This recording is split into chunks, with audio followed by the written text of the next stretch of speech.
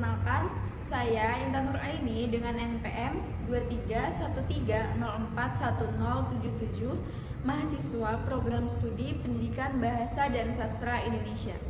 Pada kesempatan kali ini, saya akan mempraktikkan keterampilan menjelaskan pada materi, struktur, dan unsur kebahasaan dalam teks eksposisi kelas 10 SMA. Baik, Assalamualaikum warahmatullahi wabarakatuh. Waalaikumsalam warahmatullahi wabarakatuh. Selamat pagi anak-anak. Pagi, Ibu. Bagaimana kabar kalian hari ini? Baik, alhamdulillah. Alhamdulillah. Apakah ada yang tidak hadir? Hadir. Baik, Ibu cek dulu ya. Indonesia Anta Adila. Hadir, Bu. Nani Agustina. Hadir, Bu. Wita Herlina. Hadir, Bu. Putri Aulia Zahra. Hadir, Bu. Baik, hadir semua ya anak-anak. Ya, Bu. Sebelum kita memulai pembelajaran pada pagi hari ini, alangkah baiknya kita berdoa terlebih dahulu. Untuk ketua kelas, silakan memimpin doa. Baik, Bu. Sebelumnya untuk memulai pembelajaran kita pada pagi hari ini, berdoa, kita awali dengan berdoa mulai. Berdoa selesai. Amin. Amin. Baik, Ibu lihat kalian kurang semangat ya hari ini. Kita tepuk semangat dulu ya. Jadi kalau Ibu bilang tepuk semangat, kalian jawab semangat, semangat, semangat. Yes. Paham? Baik. Siap? Tepuk semangat. Semangat, semangat, semangat. Yes. Kurang semangat. Sekali lagi. Tepuk semangat. Semangat, semangat, semangat. Yes. Baik, beri tepuk tangan untuk kita semua.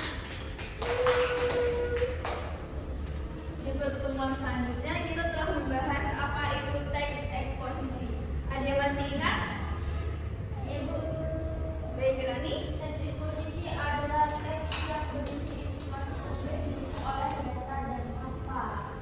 Ya, benar. Jadi, teks eksposisi adalah teks yang berisi penjelasan atau paparan informasi tentang suatu topik dengan tujuan memberi pengetahuan atau meyakinkan pembaca melalui data, fakta, dan argumen yang logis. Pada kali ini kita akan mempelajari struktur dan unsur kebahasaan dalam teks eksposisi. Ada yang tahu apa saja struktur dalam teks eksposisi? Ya, Rita? Ada teknis, Bu.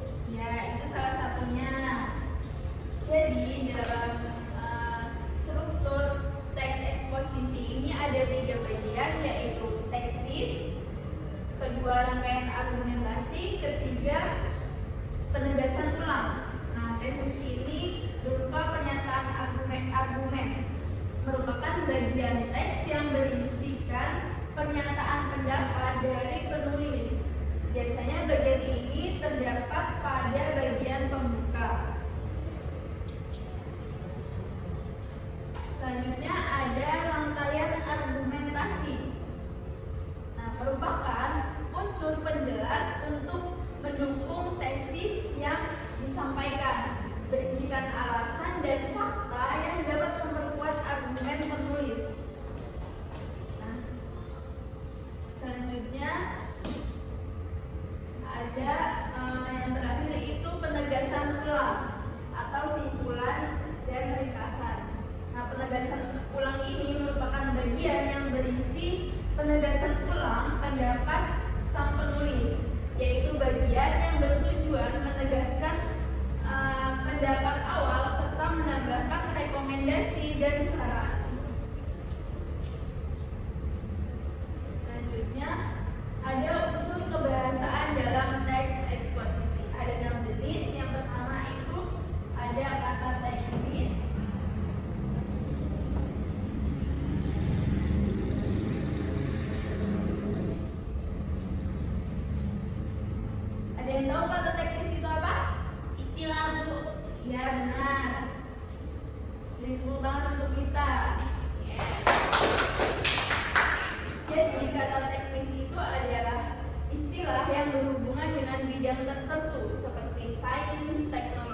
dan seni. Salah satu contohnya itu seperti bahasa gaul ataupun bahasa asing. Selanjutnya ada konjungsi kausalitas. Ada yang tahu konjungsi kausalitas itu apa? Sebab akibat, Bu. Menyatakan sebab dan akibat. Memang iya.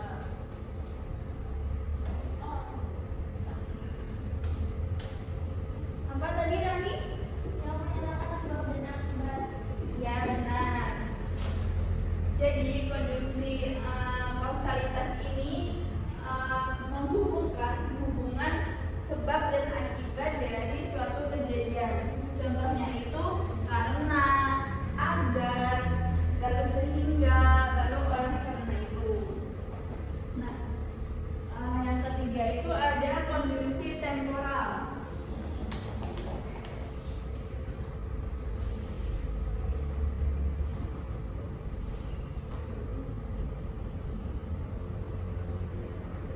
Ada yang tahu konjungsi temporal itu apa? Urutan waktu. Hubungan dengan waktu. Ya benar.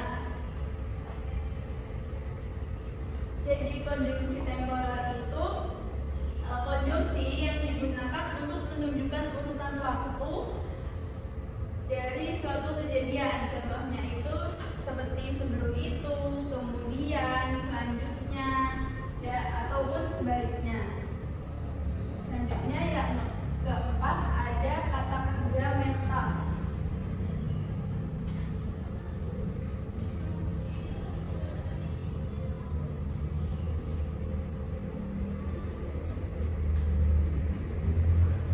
Nah, kata kerja mental ini merupakan kata kerja yang menggambarkan aktivitas berpikir, merasa, atau berpendapat. Contohnya itu menyatakan, menggambarkan, dan meyakinkan. Selanjutnya yang kelima yaitu ada kata rujukan.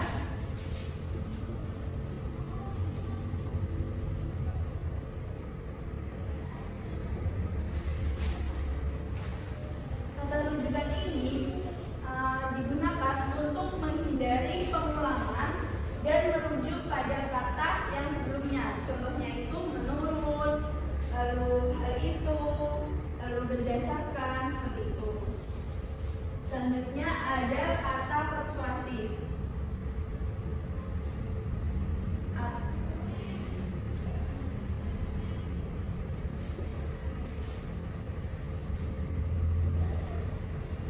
Kata persuasif ini kata yang berfungsi untuk mengajak atau mendorong pembaca agar melakukan sesuatu. Contohnya itu seperti sebaliknya, lalu diharapkan, seperti itu. Di sini Ibu memiliki contoh teks eksposisi. Bisa tolong dibacakan? Kita? Pentingnya sarapan sebelum sekolah. Sarapan merupakan kebiasaan penting yang seharusnya tidak dilewatkan oleh siswa sebelum berangkat ke sekolah. Dengan sarapan, tubuh mendapatkan energi untuk beraktivitas dan otak dapat bekerja dengan baik selama proses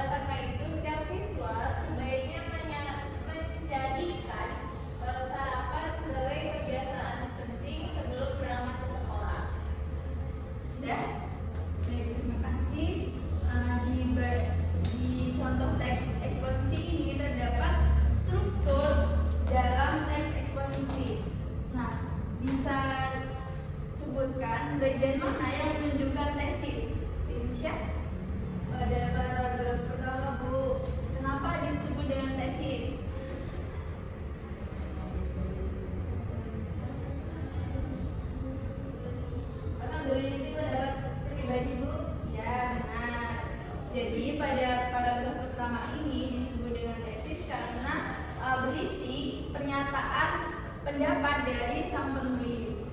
Lalu bagian mana yang menunjukkan rangkaian argumentasi? Cari paragraf kedua, ketiga, dan keempat. Ya benar. Kenapa disebut dengan rangkaian argumentasi?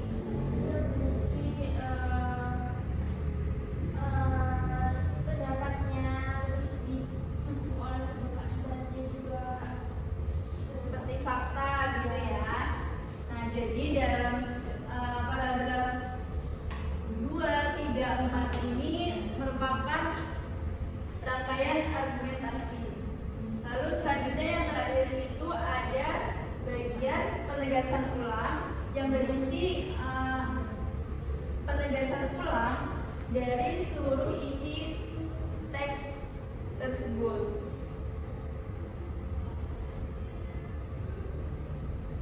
Nah, sudah selesai materi kita pada hari ini. Ada yang bisa menyimpulkan dari pembelajaran kita? Jadi hari ini kita belajar mengenai struktur dan unsur kebahasaan dari teks eksposisi. Nah, strukturnya itu ada tesis, ada rangkaian argumen, lalu terakhir ada penegasan ulang. Nah, kalau unsur kebahasaannya itu ada kata teknis, kunjungan kausalitas, konjungsi temporal, kata fundamental, kata rujukan, dan kata persuasif. Ya, beri tepuk tangan untuk kita. Jadi dapat kita simpulkan bahwa teks eksposisi ini memiliki struktur berupa tesis, rangkaian argumentasi, dan penegasan ulang. Lalu ada unsur kebahasaannya itu berupa kata teknis, konjungsi kausalitas, konjungsi temporal, kata fundamental, kata rujukan, dan kata persuasif. Selanjutnya Ibu akan memberikan tugas untuk kalian dan tugas ini akan dibahas pada pertemuan selanjutnya. Tugasnya itu yaitu buatlah teks eksposisi dengan panjang 3 sampai 4 paragraf bertema menjaga kebersihan lingkungan sekolah. Lalu teks ini harus memiliki struktur yang lengkap, yaitu tesis, argumentasi, dan penegasan ulang. Nah, gunakan minimal 3 unsur kebahasaan seperti yang telah kita pelajari sebelumnya. Tulis teks dengan kalimat yang efektif dan ejaan yang benar dan ide yang utuh ya. Ibu, ada yang ditanyakan sampai sini? Cukup Ibu. Ini mana? Ya, nanti tugasnya ditulis tangan ya Bu. ya ditulis tangan ya. Ada lagi? Bukunya pas pembelajaran minggu depan kan Bu? Ya, tugas ini akan menjadi pembahasan kita di pertemuan selanjutnya. Baik, jika tidak ada yang ingin ditanyakan lagi, Ibu tutup pembelajaran pada hari ini. Mari kita ucapkan hamdalah bersama-sama. Alhamdulillahirrahmanirrahim.